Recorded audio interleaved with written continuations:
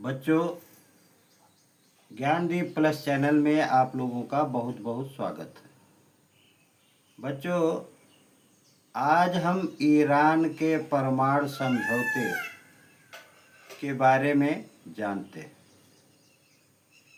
बच्चों, ईरान ने बिना परमाणु समझौता किए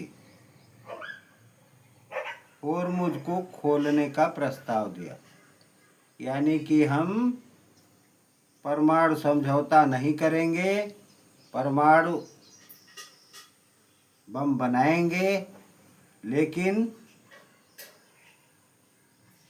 इसकी हमें छूट दी जाए और हम होर्मुज खोल देंगे।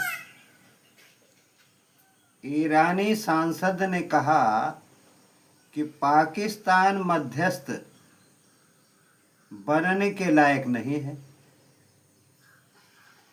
वह अमेरिका के पक्ष में झुका हुआ है।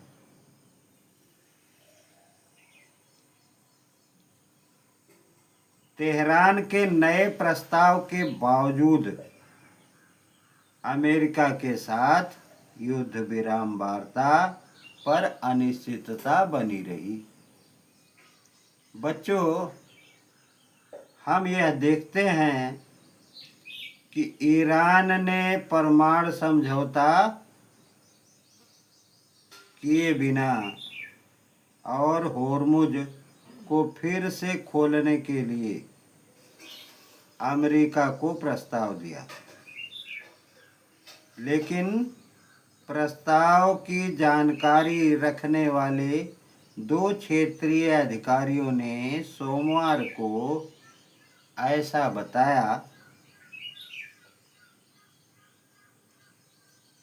कि ईरान अपने परमाणु कार्यक्रम पर कोई समझौता किए बिना ही होर्मुज को खोलने की पेशकश कर रहा है।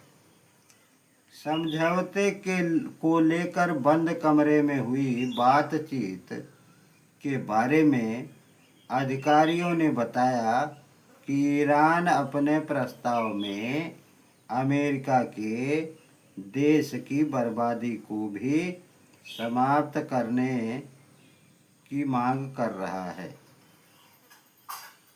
कि हमारे देश में जो बर्बादी हुई वह अमेरिका जो है वह हमें दे। अब देखिए, टैगो फ्लैग वाले टैंकर पर ईरान ने हमला किया। जहाज में 12 भारतीय भी थे, लेकिन वह बाल बाल बच गए। ईरान ने टैगो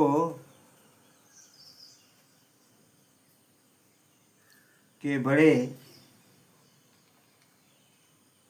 वाले केमिकल टैंकर पर हमला किया। इस जहाज पर चल रहे 12 भारतीय मौजूद थे।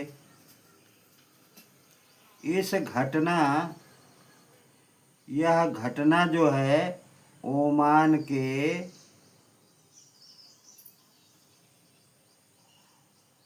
किन्नर पोर्ट के बाहर हुई। जहाज रूस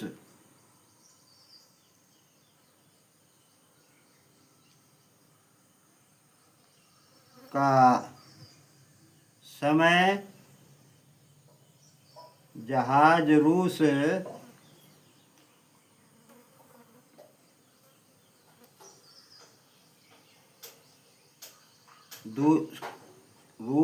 सामानों को दूसरे जहाज के साथ आगे बढ़ रहा था।